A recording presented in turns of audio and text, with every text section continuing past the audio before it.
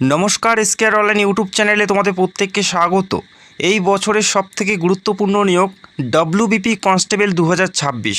Already officially জানানো হয়েছে যে 20,000 শূন্যপদে ডব্লিউবিপি কনস্টেবল এবং লেডি কনস্টেবল নিয়োগ করা হচ্ছে। এবং এটাও বলা হয়েছে যে 6 মাস থেকে 1 বছরের মধ্যে নিয়োগ প্রক্রিয়া পুরোপুরি সম্পূর্ণ হয়ে যাবে। তো বুঝতেই পারছো, তো ভিডিওটি সম্পূর্ণ দেখো। যারা তোমরা ডব্লিউবিপি কনস্টেবলের জন্য প্রিপারেশন নিচ্ছ, ওয়েট করছো, প্রত্যেকটা বিষয়ে তোমরা জানতে পারবে। পাশাপাশি কবে থেকে আবেদন শুরু হবে সেটারও আপডেট কিন্তু এই ভিডিওতে আমি জানাবো। তো অবশ্যই ভিডিওটি সম্পূর্ণ দেখবে। এবং যারা বিগত বছরগুলোতে কোনো না কোনো কারণে তোমরা বাদ পড়ে গেছো, এই বছর আরও একটি তোমাদের হাতে সুযোগ আছে, যেটা 6 মাস থেকে 1 বছরের মধ্যে নিয়োগ প্রক্রিয়া কমপ্লিট হচ্ছে। তো ভিডিওটি সম্পূর্ণ দেখবে, A to Z আলোচনা করছি ভিডিওতে। এখানে শুধুমাত্র মাধ্যমিক পাস যোগ্যতায় তোমরা আবেদন করতে পারবে। মাধ্যমিকের বাইরে আর কোনো যোগ্যতার প্রয়োজন নেই বা কোনো পার্সেন্টেজের প্রয়োজন নেই। সিম্পল মাধ্যমিক পাস প্রার্থী মেল ফিমেল প্রত্যেকে আবেদন করতে পারো। আর মাধ্যমিকের পাশাপাশি বাংলা বলতে পড়তে লিখতে জানতে হবে। আর কিন্তু কিছু প্রয়োজন নেই, শুধুমাত্র মাধ্যমিক পাস হলেই তোমরা প্রত্যেকে এলিজেবল। গুরুত্বপূর্ণ পোস্ট, গুরুত্বপূর্ণ ভ্যাকেন্সিজ এই বছরের জন্য। এবং বয়সের ক্ষেত্রে দেখো 5 বছর কিন্তু এক্সট্রা ছাড় দেওয়া হচ্ছে সবার জন্য। তো বিগত বছরগুলোতে রাজ্যে সেরকম নিয়োগ করা হয়নি, যার কারণে অনেক প্রার্থীর বয়স কিন্তু পার হয়ে গেছে। সেই বিষয়টা মাথায় রেখে 5 বছর এক্সট্রা করে ছাড় দেওয়া হচ্ছে। যারা হাল ছেড়ে দিয়েছো, বয়স একটু বেড়ে গেছে, তাদের জন্য কিন্তু আবারও একটি নতুন সুযোগ। 5 বছর প্লাস হচ্ছে প্রত্যেকেরই জন্য। এটা 5 বছর SC ST OBC প্রত্যেকটা ক্যাটাগরির ক্ষেত্রে 5 বছর করে প্লাস হবে। তো জেনারেল হলে তোমরা এখানে আবেদন করতে পারবে 18 থেকে 35, SC ST হলে 18 থেকে 40, OBC প্রার্থী হলে 18 থেকে 38, প্রত্যেকে তোমরা আবেদনের যোগ্য। যেখানে 5 বছর বাড়িয়ে কিন্তু আমি বয়সটা বললাম, 18 থেকে 35 জেনারেল, SC ST হলে 18 থেকে 40 এবং OBC যারা প্রার্থী রয়েছে তাদের ক্ষেত্রে 18 থেকে 38, প্রত্যেকে এলিজেবল। শুধুমাত্র মাধ্যমিক পাস থাকতে হবে। তো এর থেকে বড় নিয়োগ কিন্তু হতে পারে না, যেখানে 20,000 শূন্যপদ। এটাই একমাত্র ভ্যাকেন্সিজ রাজ্যে, যেটার জন্য প্রচুর সংখ্যক প্রার্থী প্রিপারেশন করছে এবং দীর্ঘদিন থেকে ওয়েট করে আছে। আশা করি প্রত্যেকেরই স্বপ্ন পূরণ হবে এবার যারা প্রিপারেশন করছো। ফিজিক্যাল মেজারমেন্ট টেস্ট এবং ফিজিক্যাল এফিসিয়েন্সি টেস্ট কি থাকবে সেটা তোমরা দেখে নাও। এবং প্রচুর প্রার্থী এমনও আছে যারা পরীক্ষায় পাশ করার পর ফিজিক্যাল টেস্টে ফেল করে। তো পরীক্ষার পাশাপাশি, পরীক্ষার প্রিপারেশনের পাশাপাশি তোমাদের মাঠটাও কিন্তু প্রিপারেশন করতে হবে। তো দেখে নাও, এখানে প্রথমে আমি তোমাদের জানিয়ে দিচ্ছি হাইট কত থাকতে হবে। মেল প্রার্থী হলে, যেখানে মেল প্রার্থী ছেলেদের ক্ষেত্রে হাইট থাকতে হবে 166 সেন্টিমিটার মিনিমাম হাইট। এর থেকে কম হলে কিন্তু তোমরা এখানে এলিজেবল হবে না। 166 সেন্টিমিটার মিনিমাম হাইট এবং ওজন থাকতে হবে 57 কেজি মিনিমাম।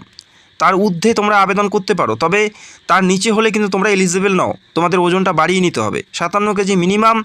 চেস্ট থাকতে হবে 78 সেন্টিমিটার এবং ফুলিয়ে 5 সেমি বেশি অর্থাৎ 83 সেন্টিমিটার কিন্তু তোমাদের করতে হবে। এটা হচ্ছে মেল প্রার্থীদের। এবং মেল প্রার্থী যারা গোর্খা, গারোয়ালিস, রাজবংশী এবং শিটুল ট্রাইব অর্থাৎ ST প্রার্থী, তাদের ক্ষেত্রে হাইট থাকতে হবে 160 সেন্টিমিটার মিনিমাম। এর থেকে কম হলে তোমরা এখানে এলিজেবল নও। তো গোর্খা, গারোয়ালিস, রাজবংশী এবং শিটুল টাইপদের ক্ষেত্রে হাইট 160, ওজন থাকতে হবে মিনিমাম 53 কেজি। তো যাদের ওজন কম তোমরা চেষ্টা করো ওজনটা বাড়ানোর। এবং চেস্ট থাকতে হবে 76 সেন্টিমিটার থেকে 81 সেন্টিমিটার। এটা হচ্ছে গোর্খা, গারোয়ালিস, রাজবংশী এবং শিটুল টাইপদের। ফিমেলের হাইট থাকতে হবে 160 সেন্টিমিটার মিনিমাম, ওজন থাকতে হবে 49 কেজি। এই বছর কিন্তু প্রচুর সংখ্যক মেয়েরা কিন্তু ওজনের জন্য বাদ পড়ে গেছে, এটা কিন্তু তোমাদের মাথায় রাখতে হবে। এবং গোর্খা, গারোয়ালিস, রাজবংশী এবং শিটুল ট্রাইব যারা মেয়ে আছো তাদের 152 সেন্টিমিটার মিনিমাম উচ্চতা থাকতে হবে। আর ওজন থাকতে হবে তাদের 45 কেজির ঊর্ধ্বে। তো আশা করি বুঝতে পারলে। এই ক্রাইটেরিয়াগুলো অবশ্যই তোমাদের ম্যাচ হতে হবে, তবেই কিন্তু তোমরা এলিজেবল। তো আশা করি বুঝতে পারলে। এরপরে তোমাদের দেখিয়ে দিচ্ছি মাঠ কী থাকবে। ফিজিক্যাল এফিসিয়েন্সি টেস্ট অর্থাৎ PET। অনেক প্রার্থী কিন্তু এই বছর মাঠ কমপ্লিট করতে পারেনি পরীক্ষা ভালো নাম্বার পেয়ে পাশ করার পরেও। যেখানে মেলদের 1600 মিটার রান থাকবে, তারা সময় পাবে 6 মিনিট 30 সেকেন্ড। এই নির্দিষ্ট সময়ের মধ্যে এই নির্দিষ্ট যে দূরত্ব সেটা কিন্তু তোমাদের কমপ্লিট করতে হবে। এবং ফিমেলদের থাকবে, দেখো ফিমেলদের 800 মিটার রান, তারা সময় পাবে 4 মিনিট। পরীক্ষার প্রিপারেশনের পাশাপাশি তোমাদের এই ফিজিক্যাল টেস্টটার কিন্তু ধ্যান দিতে হবে, কেননা লং টার্ম কিন্তু যাবে না, পরীক্ষার কিছুদিন পরেই তোমাদের মাঠ হবে। তো আশা করি বুঝতে পারলে। তো ফিজিক্যাল টেস্টে অনেক প্রার্থী ব্যর্থ হয়, তো তোমাদের এখন থেকে প্রিপারেশান স্টার্ট করতে হয় ফিজিক্যালের জন্য। তো এটা তোমাদের ফিজিক্যাল টেস্ট এবং হাইটটা আমি তোমাদের জানিয়ে দিলাম। সিলেকশন প্রসেস দেখো, ডব্লিউবিপিতে একটি মাত্র পরীক্ষা হবে, যেখানে কোনো প্রিলি পরীক্ষা থাকবে না। একটি মাত্র পরীক্ষা, যেটা মেন পরীক্ষা বলতে পারো, যেখানে 85-র মধ্যে পরীক্ষা থাকবে, প্রত্যেকটা প্রশ্নের মান 1 করে থাকবে এবং MCQ টাইপের ওএমআর শিটের মাধ্যমে পরীক্ষা দিতে হবে। নিজের জেলাতে বা পার্শ্ববর্তী জেলাতেই তোমাদের পরীক্ষা সেন্টার থাকবে। অ্যাপ্লাই করার পর বেশি একটা সময় কিন্তু তোমরা পরীক্ষার জন্য পাবে না।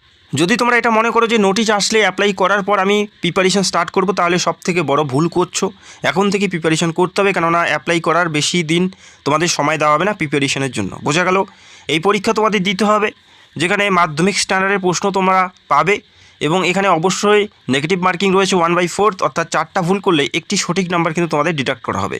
যেখানে জিকে জিএস থেকে থাকবে 25টি প্রশ্ন 25 নাম্বার, ইংলিশ থেকে 10টি প্রশ্ন 10 নাম্বার, এলিমেন্টারি ম্যাথামেটিক্স থেকে থাকবে 25টি প্রশ্ন 25 নাম্বার, রিজনিং থেকে থাকবে 25টি প্রশ্ন 25 নাম্বার।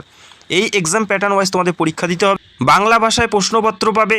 আর নেগেটিভ মার্কিং বলে দিলাম যে 4টা ভুল করলে 1 নাম্বার তোমাদের কাটা হবে। শুধুমাত্র এটি একটি মাত্র পরীক্ষা, আর কোনো কিন্তু পরীক্ষা তোমাদের থাকবে না। কোনো লিখিত পরীক্ষা কিন্তু এরপরে থাকছে না। এরপরে থাকছে যে সমস্ত ডকুমেন্টগুলো আছে, যে সমস্ত তথ্যগুলো তোমরা আপলোড করেছো সেটা ম্যানুয়ালি ভেরিফাই হবে, তোমাদের ক্যারেক্টার ভেরিফাই করা হবে এবং তারপরে তোমাদের একটি মেডিকেল টেস্ট হবে। এই প্রসেসগুলো থাকবে। তবে পরীক্ষার পরেই কিন্তু তোমাদের থাকবে ইন্টারভিউ, যেখানে 15 নাম্বার থাকবে। পরীক্ষার পরেই থাকবে তোমাদের ইন্টারভিউ, যেখানে 15 নাম্বার থাকবে এবং এই 15 নাম্বার প্লাস 85 নাম্বার, এই 85 এবং 15 100-র মধ্যে চূড়ান্ত মেধা তালিকা প্রকাশিত হবে, অর্থাৎ মেরিট লিস্ট বেসিস তোমাদের নিয়োগ করা হবে।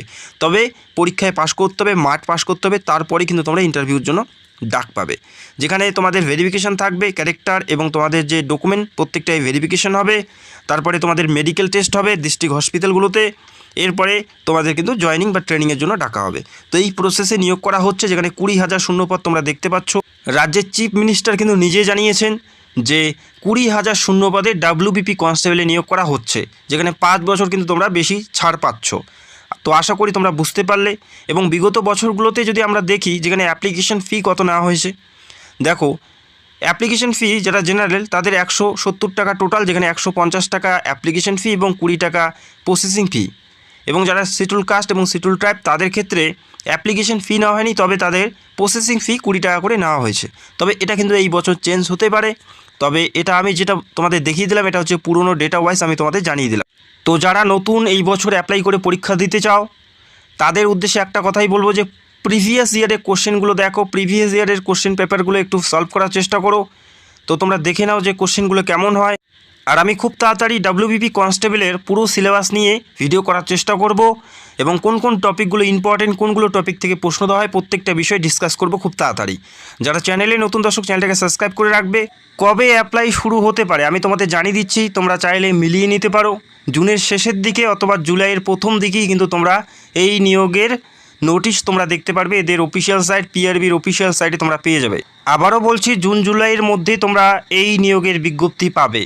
তো তোমাদের প্রিপারেশন কিন্তু সেই লেভেলের করতে হবে, কেননা 6 থেকে 1 বছরের মধ্যে যদি নিয়োগ প্রক্রিয়া কমপ্লিট হয়, বেশি একটা কিন্তু তোমরা মাঠের জন্য সময় পাবে না এবং পরীক্ষা প্রিপারেশনের জন্য কিন্তু তোমাদের সময় বেশি একটা দেওয়া হবে না। তো প্রিপারেশন স্টার্ট করে দাও। নোটিশ আসলে আমি অ্যাপ্লাই প্রসেস থেকে শুরু করে প্রত্যেকটা বিষয় নিয়ে ভিডিও করব। তো আশা করি খুব তাড়াতাড়ি কিন্তু আমরা সেই সুখবর পেতে চলছি এবং নোটিশও পেয়ে যাব। তো ভিডিওটি দেখার জন্য অসংখ্য ধন্যবাদ। চ্যানেলটাকে সাবস্ক্রাইব করে রাখবে আর যদি তোমাদের কোনো প্রশ্ন থাকে কমেন্ট করবে। Thank you so much.